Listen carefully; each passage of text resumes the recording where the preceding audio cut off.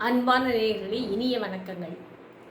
இந்த எபிசோடில் நம்ம பார்க்க போகிறது, போன எபிசோடில் பொய்யை பற்றி பேசினோம். அதை தொடர்ந்து அந்த பொய் எவ்வாறு பேசப்படுகிறது, யார் பேசுகிறார்கள், எந்த ஜாதகத்தில் எந்த கிரகங்கள் அதை அந்த இன்ஃப்ளூயன்ஸை அதிகமாக தாக்குகிறது என்பதை பற்றி பேசப்போகிறோம். இப்போது ஒரு ஜாதகத்தில் ராகு எந்த இடத்துல இருக்குதுன்னு நம்ம பார்க்கணும். தனஸ்தானத்தில், வாக்குஸ்தானத்தில் ராகு இருந்ததுனாக்க அவங்க நிறைய பொய் சொல்லுவாங்க. அவங்க எடுத்ததுக்கெல்லாம் பொய் சொல்லுவாங்க. அந்த பொய் எப்படி இருக்கும்னு கேட்டாக்க, பைசா எடுத்தாலும் எடுக்கலைன்னு சொல்லுவாங்க. இங்கிருந்து அங்கிருந்து ஒருத்தருக்கு ஒருத்தர் சண்டை மூட்டி விடுறது, அந்த பொய் சொல்லி, அதாவது இவங்க இப்படி சொன்னாங்க, அவங்க அப்படி சொன்னாங்கன்னு சொல்லி பொய் சொல்லி அந்த சண்டை மூட்டி விடுறது. அடுத்தது அந்த ராகு என்ன பண்ணணும்னு கேட்டாக்க, திருட்டு, பொய், திருட்டு, அப்புறம் பேட் ஹேபிட்ஸ், ட்ரிங்க்ஸு, இந்த மாதிரி ஒரு எல்லா ஹேபிட்ஸும், பேட் குவாலிட்டிஸில் என்னென்ன இருக்கோ அது எல்லாத்தையும் ராகு கிரகமானது கொடுக்கறது. அதே நேரத்தில் ரெண்டாவது இடத்துல தனஸ்தானத்தில் ராகு இருந்ததுனாக்க அது ஃபினான்ஷியல் ஆஸ்பெக்டையும் ஸ்ட்ராங்காக வைக்கும். பணங்காசும் நிறையா இருக்கும். அவங்களா சம்பாதிச்சாலும் சரி, அவங்க பேரண்ட்ஸ் சம்பாதிச்சாலும் சரி, பணத்துக்கு பஞ்சம் இருக்காது. அதனால தான் அவங்க நிறைய பொய் சொல்கிறாங்கன்னு நினைக்கிறேன் நான். ஸோ எந்த ஒரு மனிதன் உழைப்பு இல்லாமல் சாப்பிடுகிறாரோ, ஃப்ரீயாக சாப்பிட்றாங்களோ, அவங்களுக்கு பொய் பேசுவது என்பது ரொம்ப இயல்பாக வரக்கூடியது.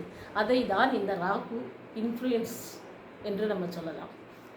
மற்ற கிரகங்கள் என்ன செய்யுது அப்படின்னு கேட்டாக்க, எந்த கிரகத்தில் எந்த வீட்டில் ராகு உட்கார்ந்துருக்கோ அதோட கிரகத்தோட இணைப்பு கொஞ்சம் பாதிப்பு நிச்சயமாக இருக்கும். இப்போ சுக்கிரன் சேர்ந்து இருந்ததுன்னு வச்சுக்கோங்க, ராகுவோட பெண்கள் பொய் சொல்கிறதுக்கு நிறைய வாய்ப்பு உண்டு. மனைவி ஸ்தானத்தில் இருக்கிறவங்க. அப்போது சூரியன் இருந்ததுன்னு வச்சுக்கோங்க, அப்பாவே பொய் சொல்லலாம். சந்திரன் இருந்தால் அம்மா பொய் சொல்லலாம். இப்படி ஒவ்வொரு கிரகங்களோட இணைப்பு, அந்த ராகுவோட இன்ஃப்ளூயன்ஸை. இப்போது நல்லவங்களும் கெட்டவர்களும் சேர்ந்து இருந்தால் கெட்டது அந்த இடத்துல வேகமாக பரவிடும், நல்லது நிற்கிறது ரொம்ப கஷ்டம். அந்த ஒரு காரணம்தான். அதே மாதிரி தான் அந்த கிரகங்களும். இந்த ராகு, சனியாவது கெடுக்கக்கூடியது என்று சொல்லுவார்கள். ஆனால் அது கொடுக்கக்கூடிய கிரகமும் கூட. ராகுவும் அப்படித்தான். ராகுவும் கூட அந்த தசா என்ன நடக்கிறதோ, ராகு தசாவோ, ராகு புக்தியோ, அல்லது ராகுவை எக்ஸ்பெக்ட் பண்ணாலோ, பேட் மெலிஃபிக் பிளானட், அப்போ இந்த பொய்கள் எல்லாம் தீவிரமாக இருக்கும். அதனால் என்ன பண்ணுவாங்க, மாட்டிப்பாங்க. பொய் சொல்லிகிட்டே வருவாங்க. 10 நாள் பொய் சொல்லுவாங்க, 12ஆவது நாள் மாட்டிப்பாங்க. ஸோ அந்த மாட்டிக்கும் பொழுது அவர்கள் படுகின்ற அவஸ்தை, அவர்கள் படுகின்ற கொடுமை, அதை மற்றவர்கள் பார்க்கும் பொழுது ரொம்ப கஷ்டமாக இருக்கும். இதனால் இந்த ஜாதகத்தில் எப்பவுமே ராகு நல்ல இடத்துல இருந்ததுனாக்க ரொம்ப நல்லது. ராகுவோட இடம் என்ன என்று கேட்டால் 3, 8, 11. இந்த 3 இடங்களிலும் லக்னத்திலிருந்து 3வது இடத்துல இருந்தாலும் சரி, 6ல் இருந்தாலும் சரி, 8ல் இருந்தாலும் சரி, 11ல் இருந்தாலும் சரி.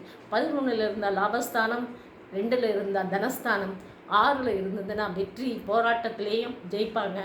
8ல் ராகு இருந்ததுன்னா வியாதி கொடுக்கும். இது வியாதிங்கிறது நேச்சுரலி எல்லாருக்கும் வரக்கூடியது தான், ராகுவாலன்னு சொல்ல முடியாது. பட் இருந்தாலும் டெய்லி பிரச்சனைகள், உடல் உபாதைகள் அது ஏற்படுறதுக்கு ராகு ஒரு காரணமாக அமையும்.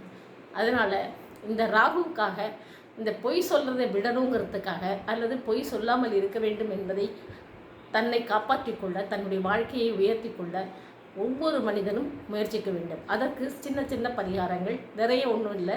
இந்த ராகுவுக்காக ராகு கோயிலில் போகிறது, அர்ச்சனை பண்ணுறது, ராகு வேண்டிக்கிறது, இப்படி செஞ்சுட்டே வந்தீங்கன்னாக்க ராகுவுக்கு என்னெல்லாம் பிடிக்குமோ அந்த பிடித்தமான உணவுகளை மற்றவர்களுக்கு, நீடட் பர்சனுக்கு கொடுக்கறது, இதெல்லாம் செஞ்சிட்டே வந்தீங்கன்னாக்கா உங்களுக்கு ராகு அவ்வளோ அதிக தொந்தரவு கொடுக்க மாட்டார். ஆனாலும் கூட வினையை அனுபவித்தே ஆக வேண்டும். இதிலிருந்து யாரும் எஸ்கேப் ஆக முடியாது. இருந்தாலும் கூட அதனுடைய தாக்கம் கொஞ்சம் குறையும், அல்லது அதை எதிர்கொள்ளும் சக்தி அதிகம் ஏற்படும். நன்றி, வணக்கம்.